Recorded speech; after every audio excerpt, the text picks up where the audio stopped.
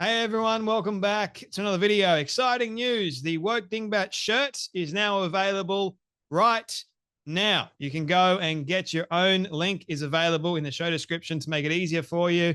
Yes, we ship internationally, and I am sorry for the price that it is currently. I know it is quite dear, but if I get 20 people to order a Woke Dingbats t-shirt, that enables me to bring down the price. So for those of you that are able to order a shirt at the moment, especially my Australian followers, please do that.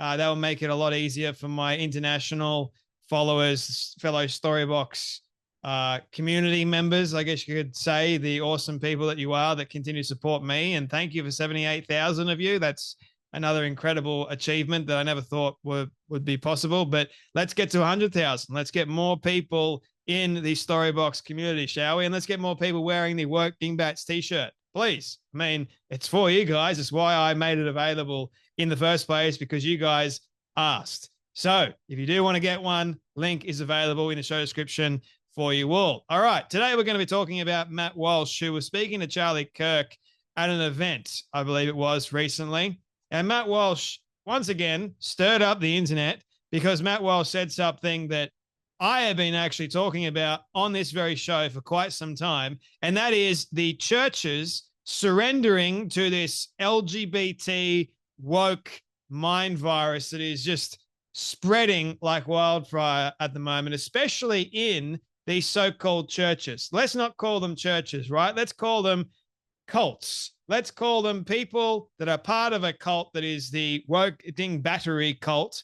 Let's say that attend a place they call a church. They've created their own Woke Dingbat-like church.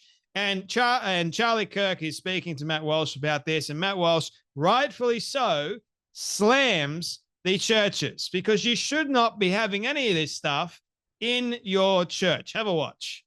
So then I can say we were asleep at the wheel, because if you fall asleep at the wheel, it's not necessarily your fault. That's something that happens accidentally. I think it's worse than that. I think it was a deliberate choice, it was a surrender. It was a waving the white flag. And so to answer your question and to bring it to kind of the point of this great event, that I think, I mean, there are a lot of answers to the question of how it got this deep in our institutions. But to me, the number one answer is that there is one institution that is supposed to be there as the vanguard against this kind of evil. And that institution refused to do its job, and that is the church. Now, I can, again, think back to 2016, 2017, 2020, 2021, being out there kind of in the field on this issue, fighting this issue out, whether it's going to school board meetings or holding rallies or doing anything. For me, it's making a movie, just using whatever resources were at my disposal to fight back. And I would look to the left of me, look to the right of me, and what I noticed is that I noticed what was missing, which is that there were not a lot of Christian leaders standing there beside me. I was more likely to look over to my side and see a liberal feminist standing with me on this issue than a Christian pastor. And not only that, but it was in fact worse, that very often if a Christian pastor were to say anything to me or about me in relation to this issue, it was to condemn me for being too rude, for being too mean. You know, they didn't like the way that I approached it. And my answer to them was always, okay, you don't like my approach. What's your alternative? Because your approach is nothing. Your approach is to say nothing at all. And I agree with something you said, Charlie, earlier about, you know, we talk about the woke churches that have the rainbow flags and everything outside, and that's a big problem. That is an issue. That's not the biggest problem. Like those churches, they're not churches. They don't count. I don't even, that's not real. You know, if you have a rainbow in your church, it better be a part of some art display that references Noah's Ark.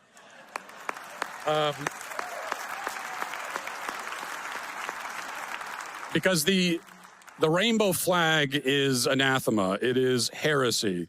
And any church that flies it is not a church. It is, this is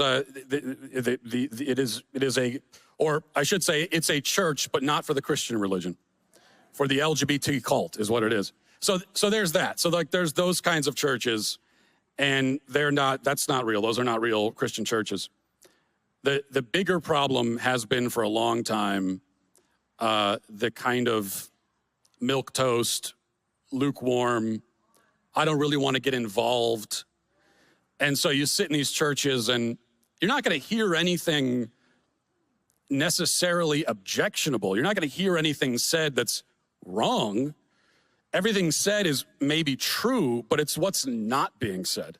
No, the church decided to accept and embrace. Many churches, I should say, chose to embrace this evil ideology that is the trans ideology. Then you can go beyond that and say the LGBT, whatever agenda, same thing. They're both evil. And the church should know better. We have these woke dingbat pastors that will stand in the pulpit and they will twist the words from the Bible. They won't even use the King James Bible anymore because they've just got a modern take on what the Bible has said. And that modern take really destroys the original words of God. The closest thing that we've got to the words of God, we've got these people that are using modern interpretations of the Bible that really have just ruined what God initially said. You have all these other so-called pastors. I won't even call them that. Let's call them cult leaders, the woke dingbat cult leaders, right? Like Brandon Robinson that calls himself a Christian. He's a reverend and all that sort of other stuff, but he happens to be gay and in a gay relationship or married or whatever it is. And then he is trying to change the Bible to suit the way he is living, knowing full well that he is living in sin. And that is unacceptable. And it's not just him, but there's many others. You had this, I believe it was Michael Knowles had this reverend of sorts that had they, them. Didn't want to be called he. And he actually corrected Michael Knowles during the so-called debate and said that he's they, them.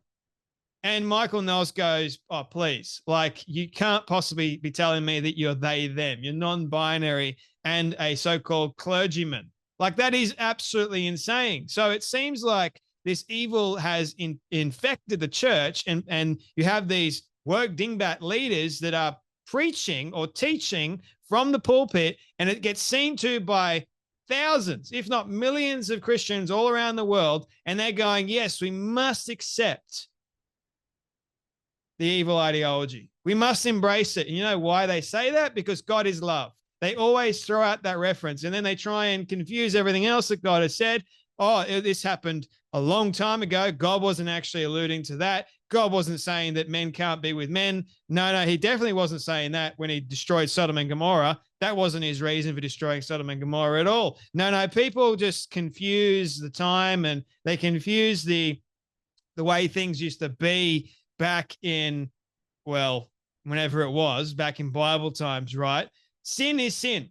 The Bible calls it quite clear. Sin is sin. You should not do this. You should not do that. You should live as a Christian. And as living like a Christian, like the Bible talks about, you should live how Christ told us to live. You should be an example to others. And that's what's happened with the Christian church. They've removed Christian out of the equation and they replaced the devil instead. The devil has gone, yeah, I have infiltrated here and I'm loving it here. And you know why? Oh, I am going to confuse these so-called pastors. I'm going to tell them that what they're reading in this holy book is not actually holy. The devil tried it with Eve, did he not? Or the serpent tried it with Eve. It's quite interesting, isn't it? It can be rather subtle at first. And then it just starts to spread even more. And you have these other people that go, oh, yeah, that actually makes sense. Oh, what I was reading before, oh, that can't possibly be it now. No, not at all. And then with these new versions of the Bible that come in, you have verses that are taken out. The language has been changed. No, this is what I don't get. The Bible doesn't need changing at all. God's word doesn't need changing. It is how it is. It should be. It is right now. It is fine the way that it is. But humans come along and we go, oh, God didn't say that. How could he possibly say that? All loving God said this? No. He could not possibly have said that. He could not have said that men should not lie with other men, or that transgenderism, whatever that is, wasn't even mentioned in the Bible, because God created male and female and that's it. He didn't create anything else. No, man comes around and they go, I need to change this to suit my own means. I need to be the voice of God. And they confuse, they lie, and they wreck everything that Christ said. And so you've got these other Christians that will follow along with what the woke dingbat leader has said from the pulpit, and they'll be all accepting. They'll be all accepting of LGBT matters. They'll be all accepting of trans ideology. They'll be all accepting of it. And Matt Walsh is totally right. We should be slamming these so-called churches. They're not churches. They're just in a building, and they're running a cult of their own, calling themselves Christians. We call them wolves in sheep's clothing. They're there to destroy the sheep. The so-called wolves that are there, and there's many of them, believe you me, many of them, they should be called out and they should be removed from, well, calling anything that they're saying part of the Bible or part of Christianity, because it ain't anything but that. Now, Matt Walsh, I know, is a Catholic, and we can spend hours getting into the differences with that. But the one thing that we can align on and agree on is that trans ideology is evil, it's wrong, and it should not be anywhere near the church, should not be anywhere at all, but it is, unfortunately. Same with LGBT matters. Shouldn't be anywhere in the church, but it is. The church has been captured. They've been, well, not just captured, they've been controlled. The lie of the devil has now controlled what used to be considered holy. And now it's growing everywhere else. I've been speaking about this. I've been calling out pastors left, right, and center because of what they say. I mean, hell, I went to a church the other week, and the so-called pastor there was accepting of all this and calling everyone that C word that I honestly hate. It's derogatory. But yet Christians are told and instructed that they're meant to accept, meant to embrace these people as they are because God made them that way. That is a lie. God made people male and female. And if you are a Christian and you are living in sin, God's going to keep knocking at your heart. There's a thing called a conscience. So if you're living in sin, there's only so long you can actually keep burying it or ignore the knocking before you reach that place of utter despair. You may think like you're living as a Christian. You may think you're in a relationship with God, but God couldn't be far away. But he's knocking. He will always knock.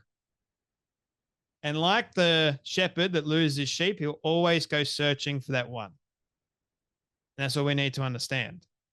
If you are a Christian, if you're not a Christian, God's going to keep at you. He wants you to come to the accepting knowledge of Christ. He wants you to get away from the lies. And the church's job is to help that person that is lost. And yes, the salvation message is hard hitting. It hurts. It's a rebuke, especially if you're living in sin. That's the whole point. It's supposed to be heavy. It's supposed to be one of those things that gets you on your hands and your knees asking for forgiveness because you are a dirty, rotten sinner. That is the whole point of the salvation message, to know that Christ died in your place. Someone else took the pain for you, for your sin. Humans know that there's good and evil. They know. Humans tend to go towards evil rather than good, believe you me. Because good doesn't feel as good as evil does for a period of time. And then they reach rock bottom. And they realize, oh, God, I need you. I hope it's before that. But usually it's people on their hands and knees begging God for forgiveness. Better than nothing. So Matt Walsh, well done once again for your courage and for telling it straight. And I wish I had a voice that was spreading this loud and wide like you are. But I can only do what I can at the moment. Anyway, that's enough from me, but you guys take care, be blessed, and I'll see you all in the next video.